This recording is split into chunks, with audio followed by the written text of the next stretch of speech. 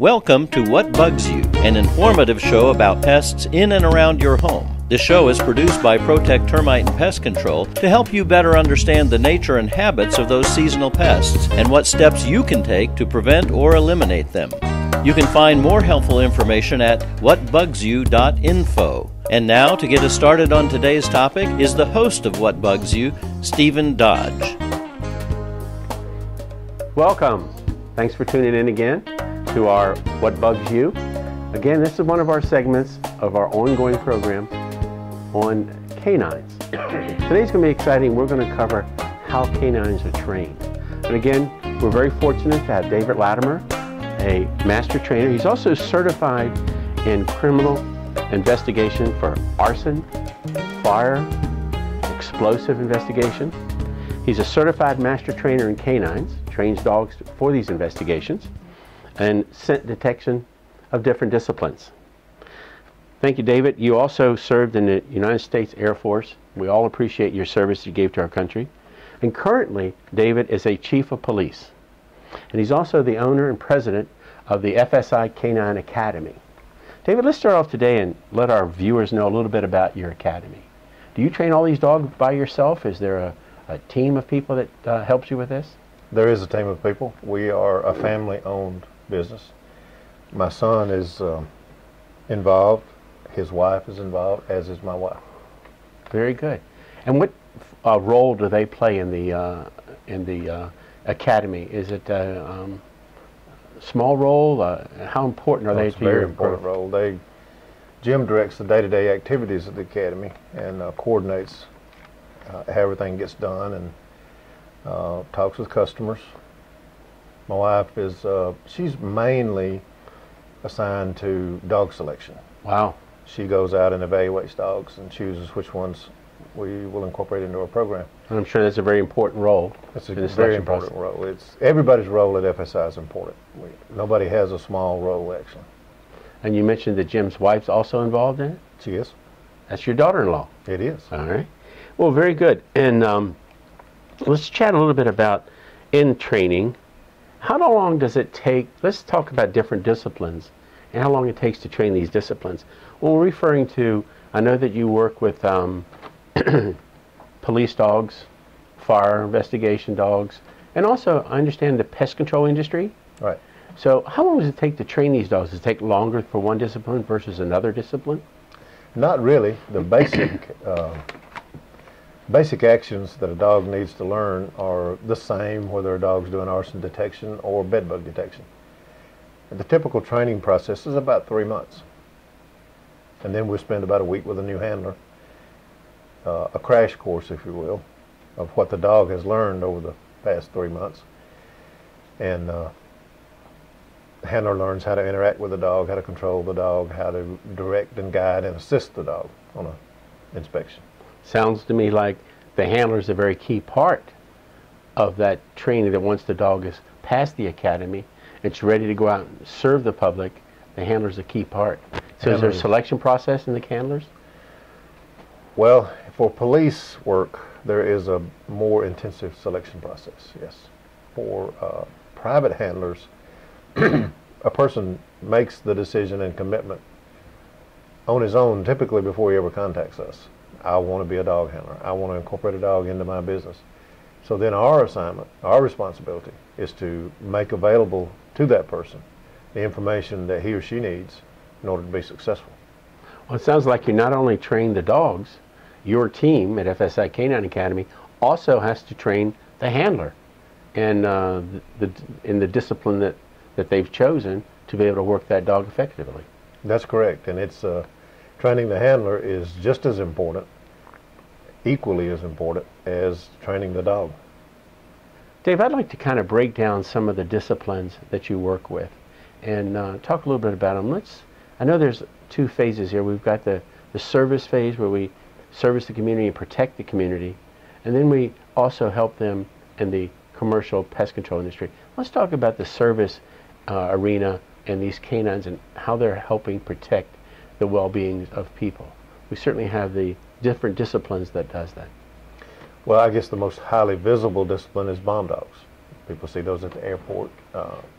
Those dogs are trained to detect the odors of numerous explosives and explosive devices. They sniff baggage, they sniff packages, they sniff vehicles, and if they detect the odor, an odor that's consistent with an explosive that they've been trained on, they alert their handler, and a subsequent, more intensive search takes place. How is that alert presented to the handler so he can determine that the odor is present? It's typically the sit, the passive alert. Some trainers use different alerts. We at FSI Canine Academy use exclusively on all our disciplines the passive alert, where a dog sits and then points toward the source of the odor with its nose. And he gets a paycheck or reward for letting you know that odor is present. That's right. And what type of reward would he receive?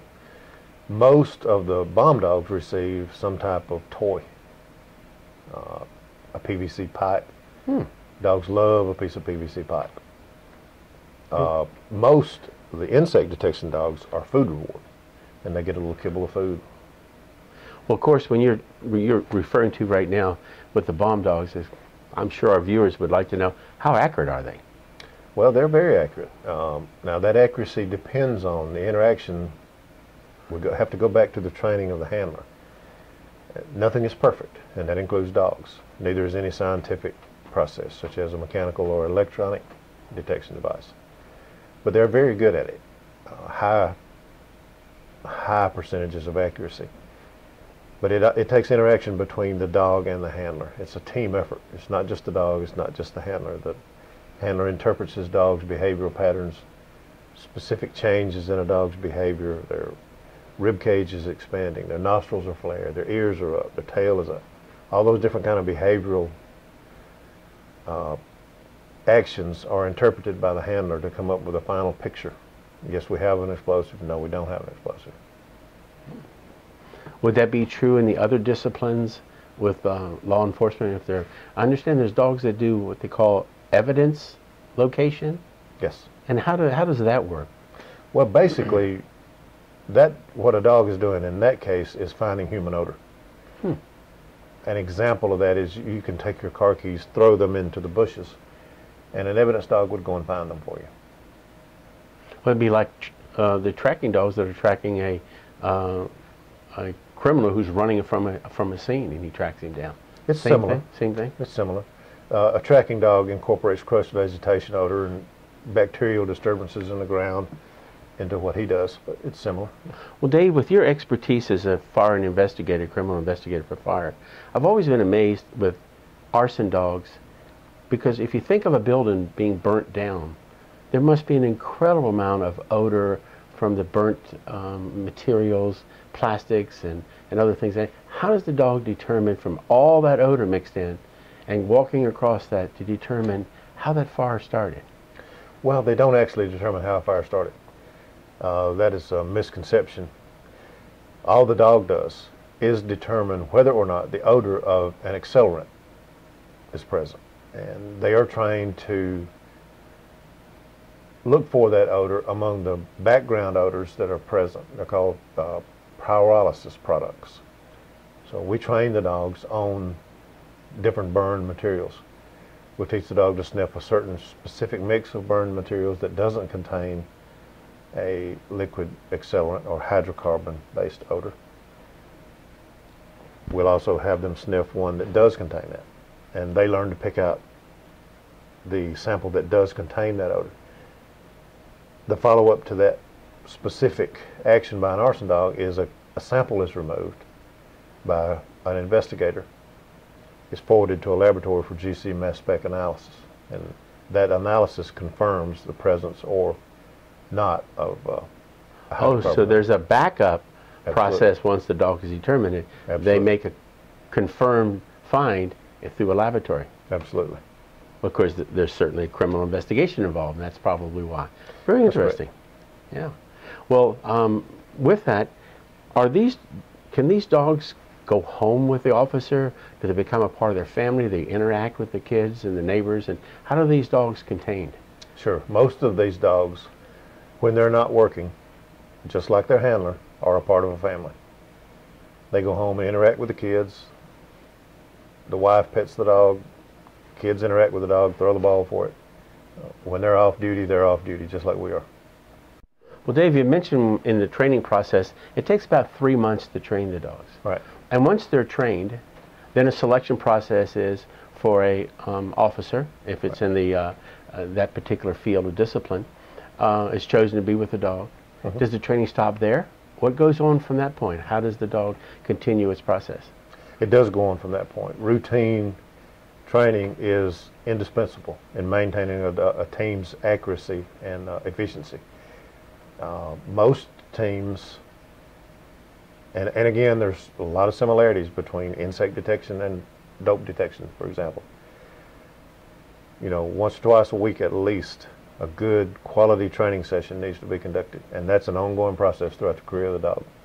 And you mentioned that would also be in the commercial arena where there's the pest dogs. Absolutely. The pest control industry.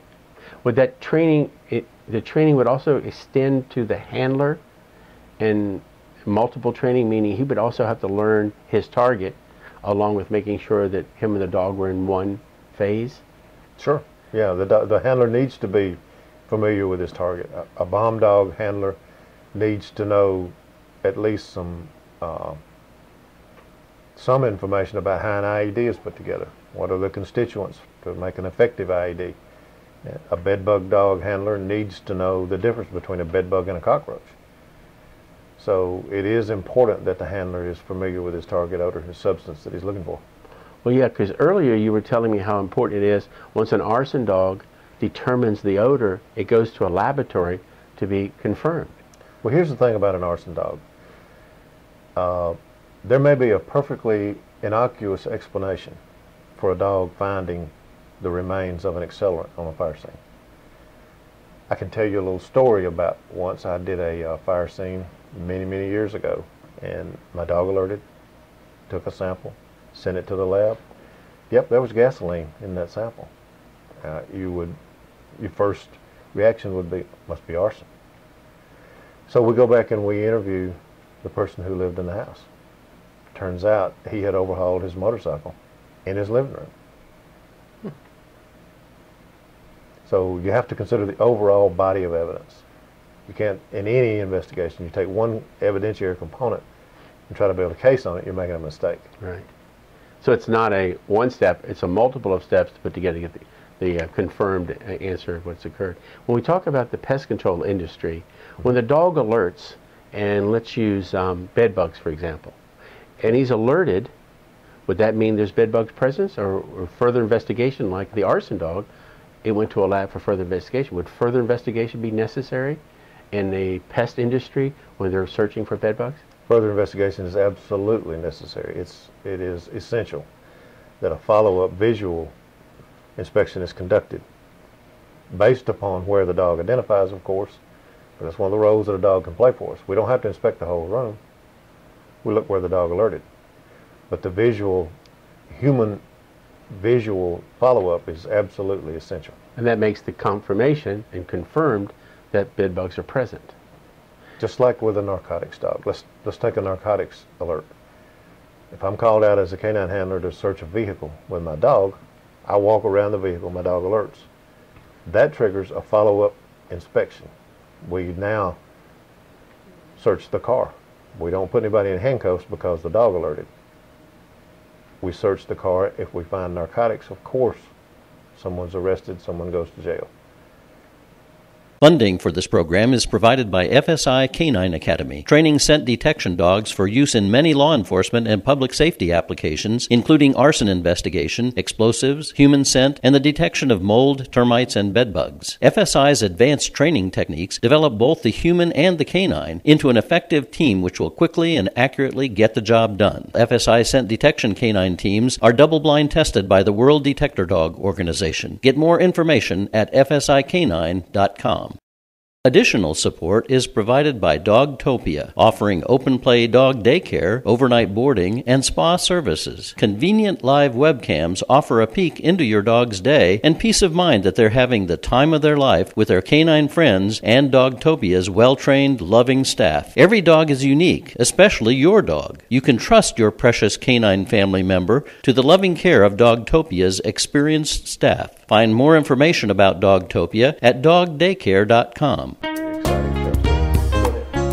Well, Dave, in talking specific, when you start the training of the dog, what's one of the first things you do to get the dog interested, to determine the dog is going to be a good scent dog? What are some of the very first stages of developing and training that you do?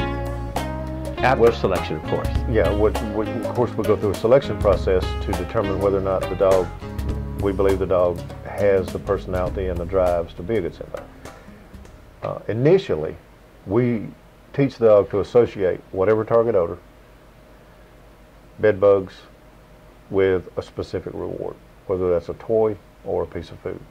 So we make a good, strong association in the dog's mind through a lot of positive praise, a lot of physical interaction with the dog, and the dog gets the food reward immediately upon detecting the odor of a bed bug. So it's a controlled hide, you know, and then you're letting the dog locate it and determine that it's real. Then he gets the reward. So he associates. Is there association there? Well, what we do is we have a device that it's a very simple device. It's just simply made from 2x4s and pieces of PVC pipe. We will place a piece of food upon the pipe that contains the target odor, whatever it is we're training the dog to find. The dog walks in, recognizes the piece of food, and of course, his first sensory input is the food. But upon picking up that piece of food, we have it configured with a hole in the top of the pipe so that when the dog picks up the piece of food and consumes it, his olfactory sense has also been flooded with the odor of bed bugs. Is he sniffing the food? Well, of course he is. But he's also sniffing the bed bugs. So that's how you start to make the strong association between bed bugs and a reward. And we continue to build on that throughout the 3-month process. What if it's not a food reward? If it's not a food reward, there's a different process for a toy reward dog.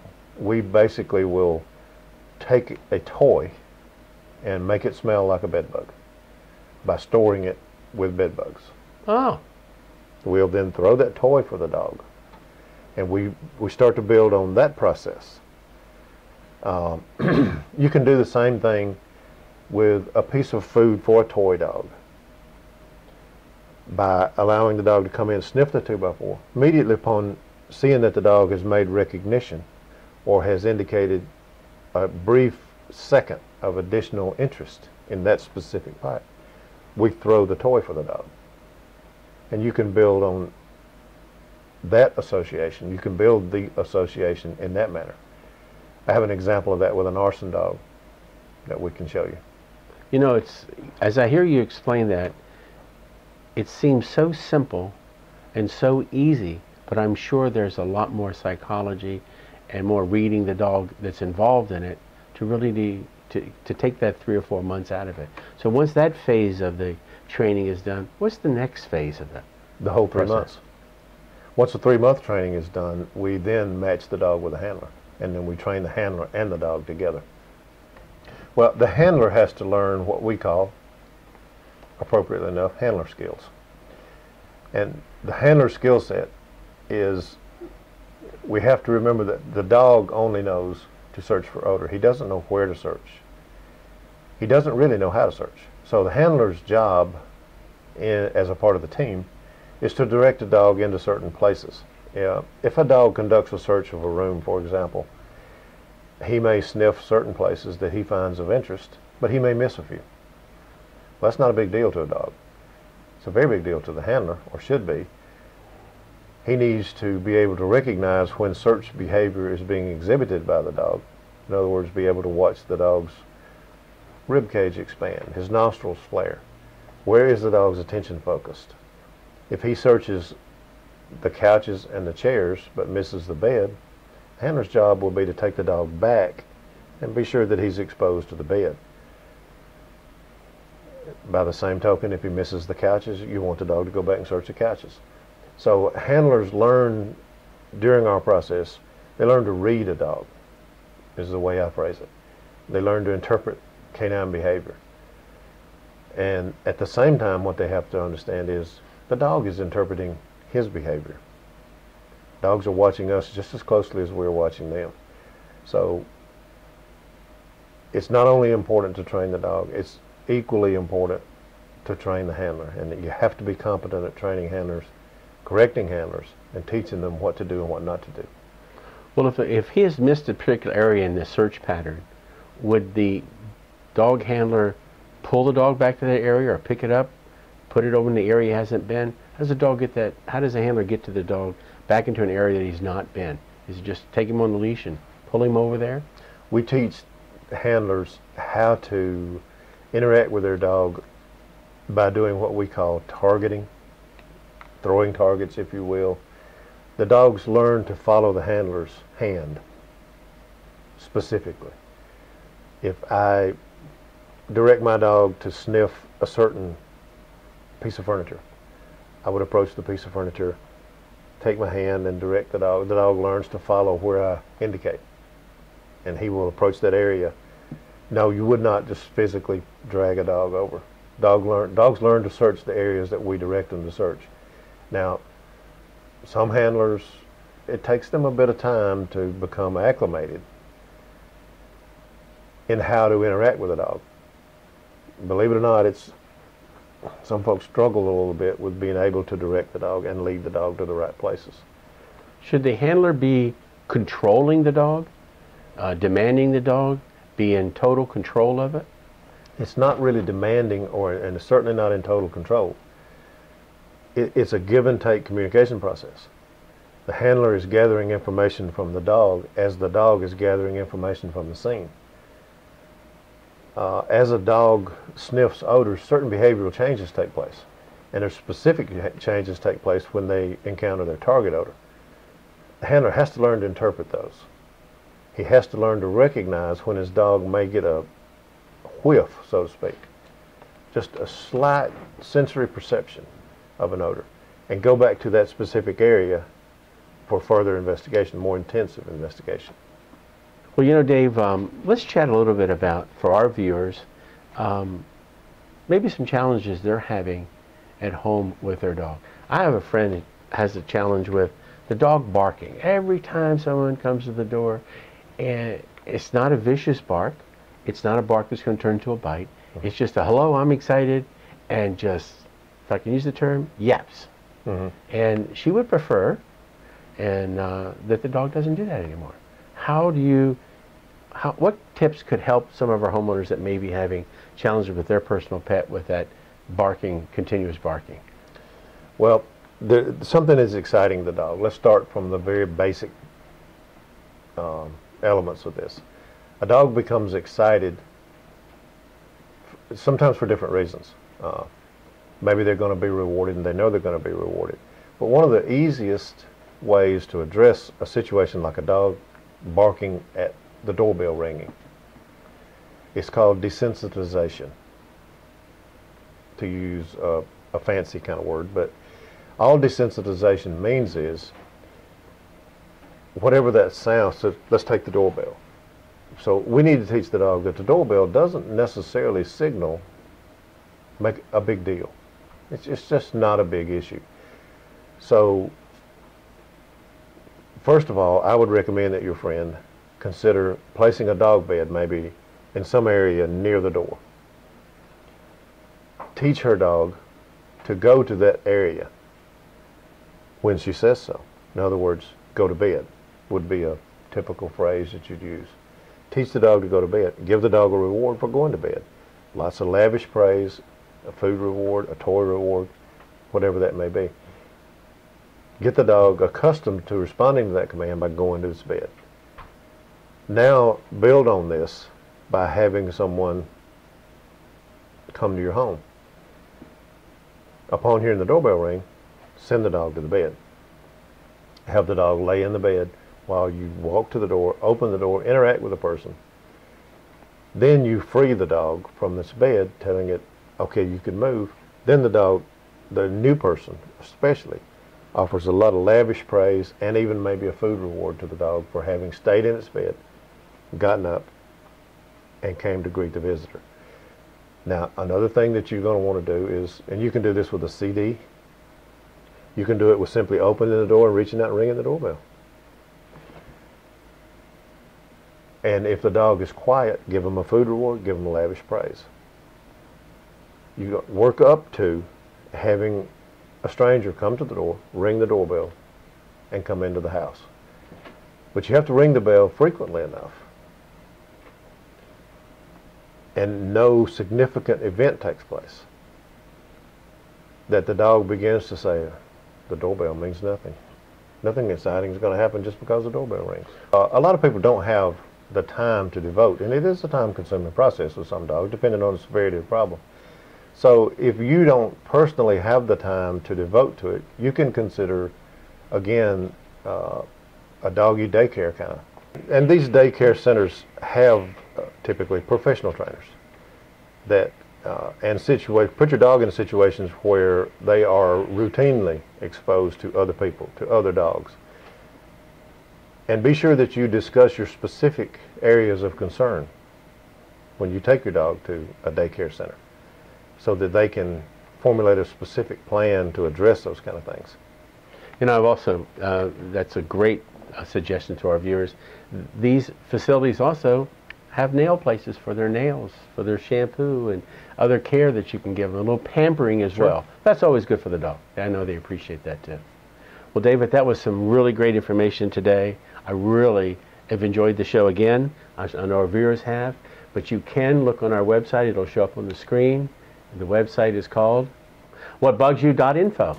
Check it out. You want to send in a suggestion for a show, we'd be glad to do it for you. And if you have some further questions, we'll make sure that David at FSI Canine Academy addresses those and get some emails back to you. We'll have his website also as well. And we look forward to seeing you in the future. And thanks for tuning in, and have a great day.